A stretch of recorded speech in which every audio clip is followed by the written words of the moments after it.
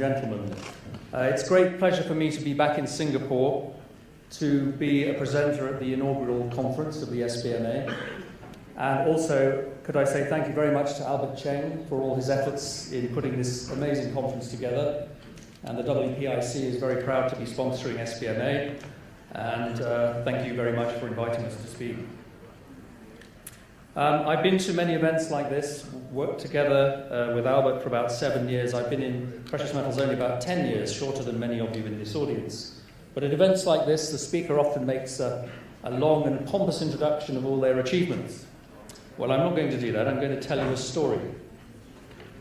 I was travelling here a few days ago, feeling very good about life, on my way to Gatwick Airport.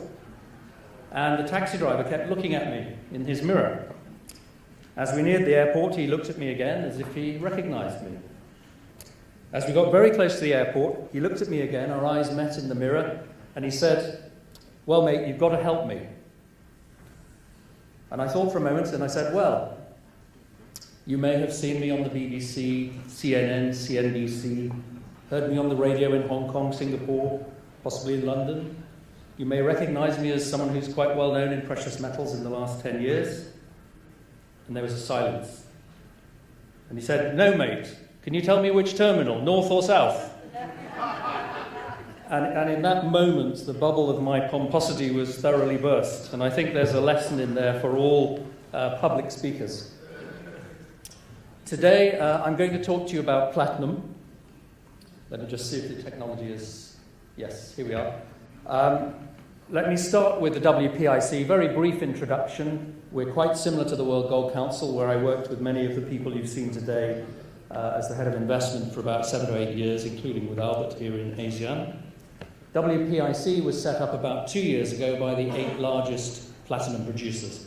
We have a very similar mandate, a very similar function in the industry, and my role in particular is the market development. So I run around with the big budget and to do the deals to increase platinum demand around the world. The research and the marketing is run by Trevor Raymond, who is our head of research. That's pretty much who we are. Our largest supporter is Anglo American Group, who you all will know through the De Beers Diamonds and the other operations of Anglo. They're about £20 billion market cap in London. Well, that's enough about who we are. Let me tell you a little about platinum very quickly and what we're up to in that market. It is a very diverse metal. It's demanded in the automotive area. I'll come on to that a little later. In autocatalysis. It's a big market in jewellery in some countries, notably in Japan. Growing fast in India. A large market, the largest in the world, in China. It has industrial uses separate from cars. And lastly, there is a small but growing investment market for platinum around the world. It is a very different metal from gold. It's very useful in industrial purposes, mainly because of its catalytic properties. And there are big growth areas in the future to consider, in spite of the recent negative sentiment about platinum. And I'll come on to fuel cell vehicles and fuel cells later in my presentation. But they use a lot of platinum. The current market, as you know, has been somewhat depressed for some years. You saw earlier speakers talking about the price below gold for 2 years now. Excuse me, for 2 years now, which is very much against the 50-year history of the price of platinum. And it's also a much scarcer metal than gold, something like 15 to 16 times smaller on annual demand, supply, reserves, resources. There are only 6 to 8 significant mining companies in the world. There are 20 to 30 significant gold miners, hundreds of smaller gold miners. It's a much, much smaller market. Many investors are interested in this market because it's closer to a rare earth than to a large market like gold. But pound for pound, it's still quite liquid, even though it's about 15 to 20 times smaller.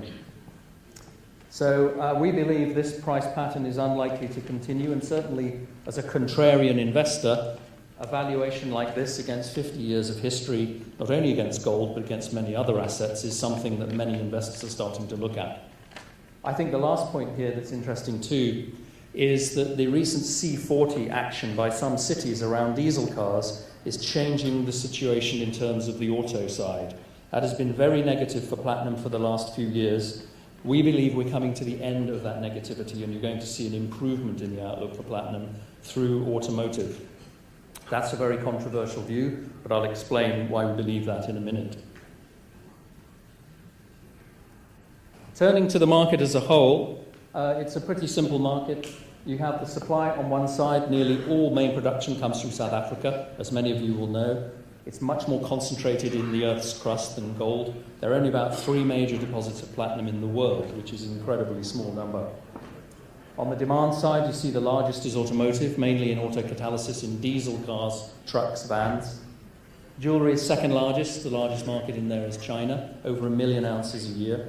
And then you have industrial and investment. I'll quickly go through these numbers, but I think many of you who follow platinum will be aware, as of the last month, there's a split in the market between the analysts who look at this market. We and a company called GFMS are on one side, Metals Focus and Johnson Matthey are on the other. And it all really centres about demand and supply. Our view, SFA Oxford's view and GFMS, is that supply will be lower or weak this year. Mine production will be poor, because many of you will know the mining companies are struggling to make money with platinum below $1,000.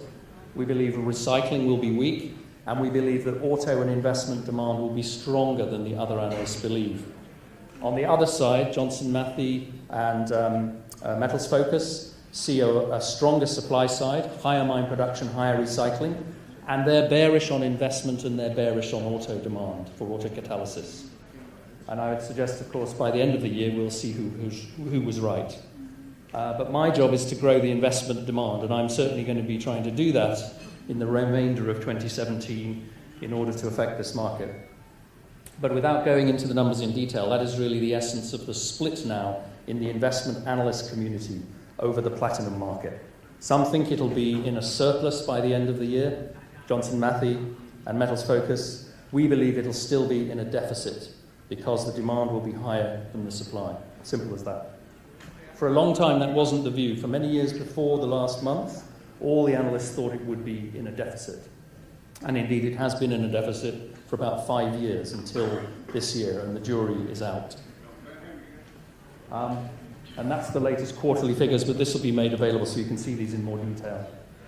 Now, this, I think, is the interesting part, and this is where I start to, in the words of Ruth Crowell this morning, shine a light on the murkier world of the diesel problem in platinum. And this is something that's been overshadowing the market for some time, ever since the Volkswagen scandal.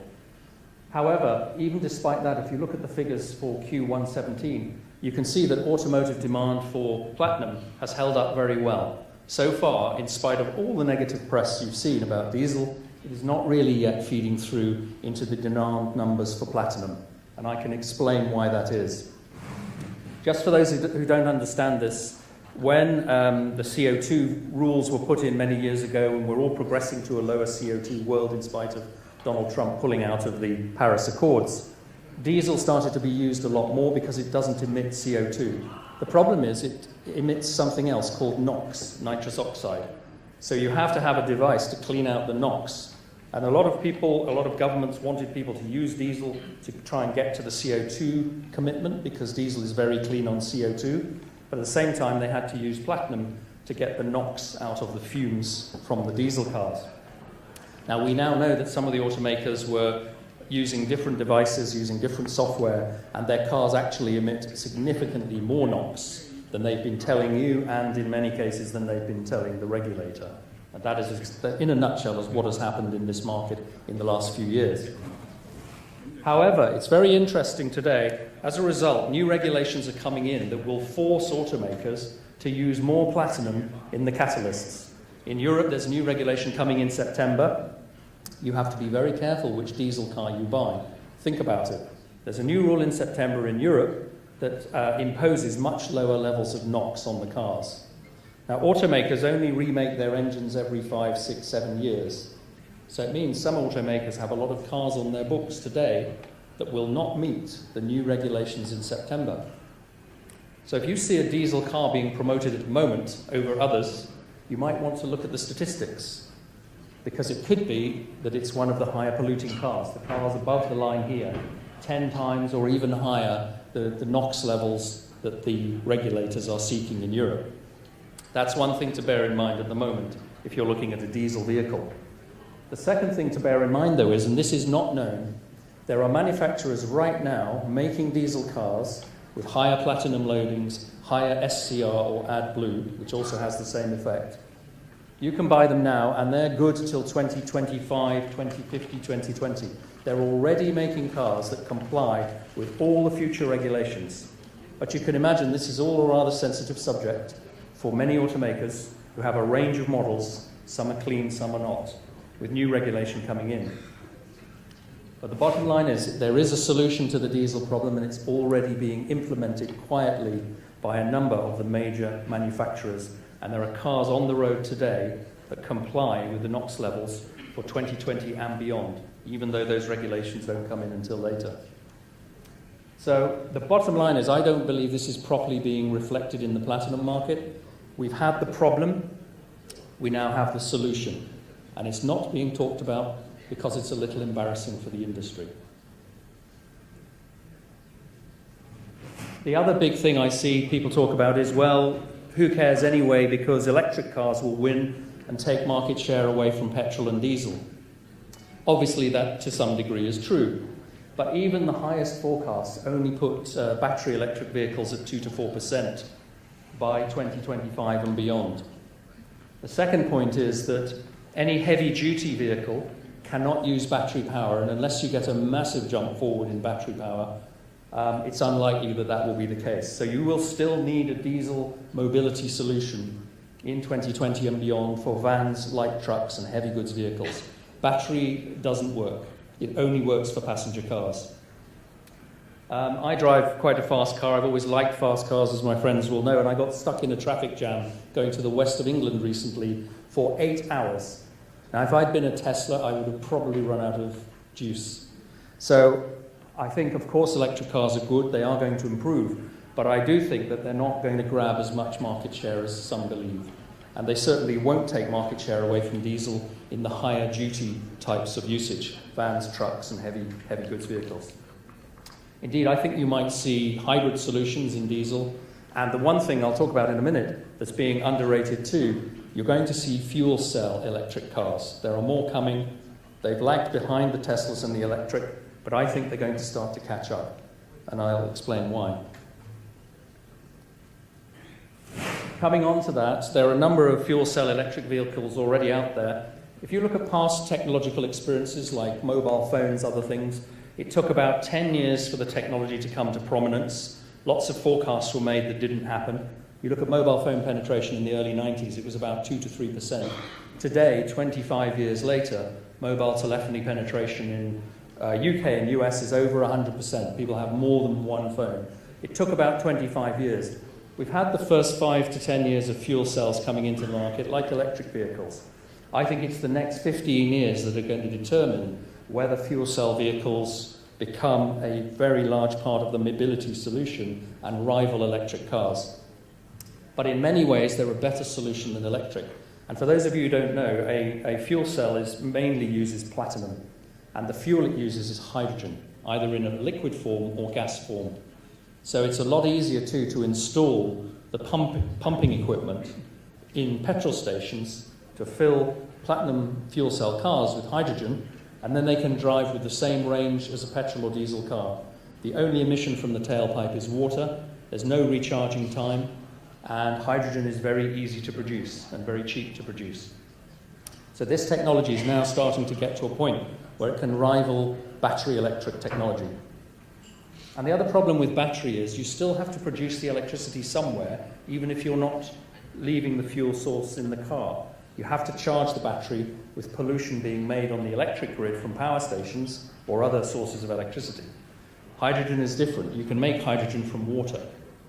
Now that does take some electricity as well, but it's not that intensive compared to electric generation. And then you can fill the tank with fuel. There's a new scheme started in Munich with 3,000 customers and around 100 cars. You can open the fuel cell car with your Apple. You can do everything on the app. You drive it to another spot and you leave it behind in Munich when you finish with the car. There's also a hydrogen highway started in California where you can drive about 300 miles in a platinum fuel cell car using hydrogen. Gradually you're going to see more and more of these solutions. There's infrastructure going in China on fuel cell cars. This is being very underestimated because the loading on these cars is much higher than on a diesel catalyst. There's more platinum in the fuel cell cars. The last point I would mention is that there's going to be more use of platinum to get around the diesel problem. If you think about it, there are 3 ways to fix a car that has the emission problem on diesel. One is you put more platinum in the autocat. Another is you add more AdBlue or SCR or urea. And this is what some of the manufacturers are doing. And the third is you alter the engine management system through the chip. The problem with that, though, is the customers will be driving a car that doesn't accelerate as fast as was promised and probably has a shorter range. So the manufacturers are going to have to use more platinum and they're going to have to use more SCR in the models coming up after September, and similarly in other countries around the world.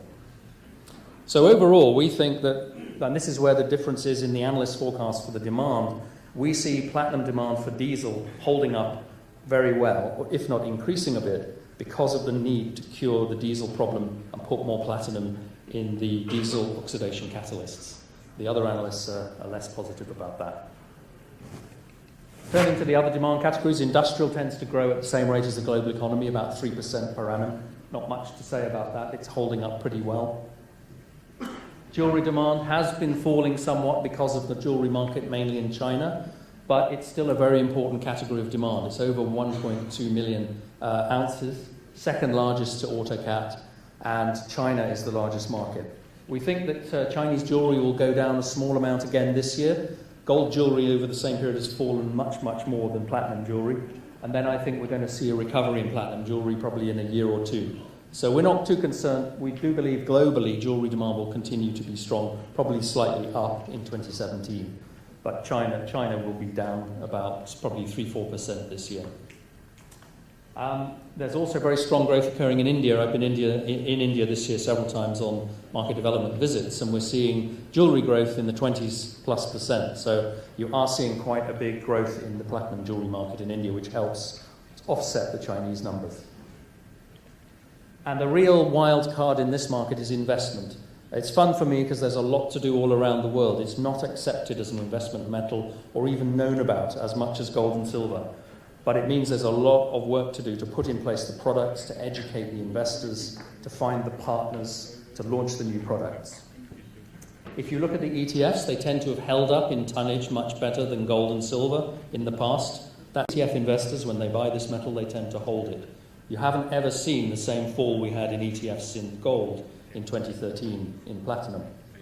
The second interesting thing is that every year the analysts underestimate investment demand at the start of the year, that's the lines here, and then they upgrade it later on in the year. This year they've started with a higher forecast in general across most of the analyst groups, about 250,000 ounces. It's tiny. I already think from the programs I'm running with, about 15 programs around the world, we'll have over 20 by the end of the year. We had none a year and a half ago. I believe investment demand will be higher than that red figure there for 2017. And if we're right, and the auto side holds up too, then you're going to see a deficit in 17, not a surplus. Last point on the market is the supply is very constrained. Many of you know the miners have had trouble. Some have had to be bailed out. It's a very difficult business to make money in at 900, even just below $1,000. As a result, the capex in platinum has declined, rather like gold in some previous years. So we don't believe you're going to see any big pickup in mine supply or recycling from the platinum market. And that's helpful, obviously, for the price in 2017. So, as a result, we're in the group of analysts that believe that trend on the right of the deficits in the physical market will continue.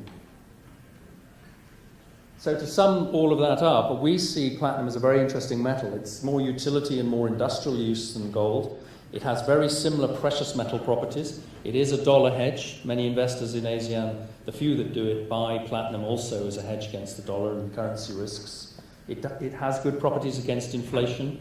It has similar diversification properties to gold in a portfolio, if you do the quantitative analysis.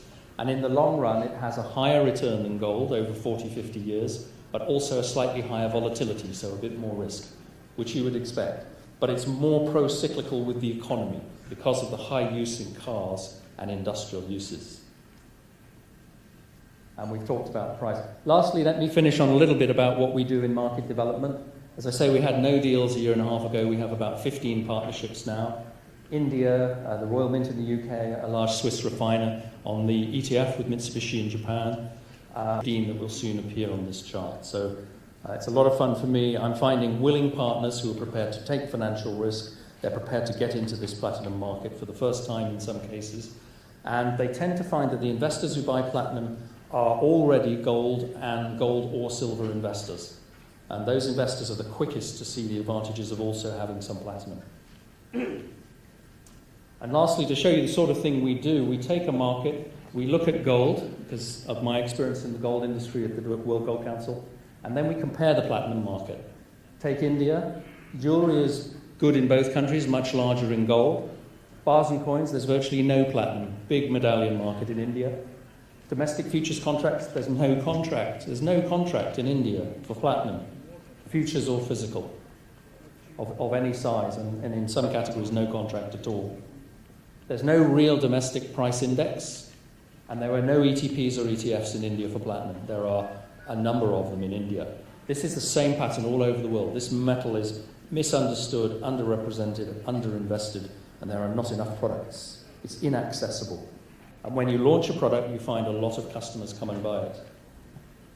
We launched a product in London in mid-March, Bullion Vault, the digital investment company, 2 billion of gold and silver on their platform, $500 million turnover a year. They'd never launched platinum in 10 years. We launched it in mid-March. It's nearly 10,000 ounces now. Very rapid growth. So there's latent demand for platinum among investors. So lastly, to sum up, I'd like to say that I think it's often darkest before the dawn. Many of the analysts at the moment are very bearish about platinum. For a contrarian investor, that's actually rather interesting. We believe demand growth will be stronger than the rest of the market believes this year, especially in investment. Supply is constrained. We believe that sentiment on diesel will improve because of these solutions I was talking about, higher loadings of platinum, higher use of SCR. And we also believe fuel cell vehicles will come in and start to increase the demand on the automotive side. And lastly, of course, if you're a contrarian investor, I think the price comparison with gold and the price comparison against history is very interesting for platinum, perhaps more interesting than many other metals at the moment.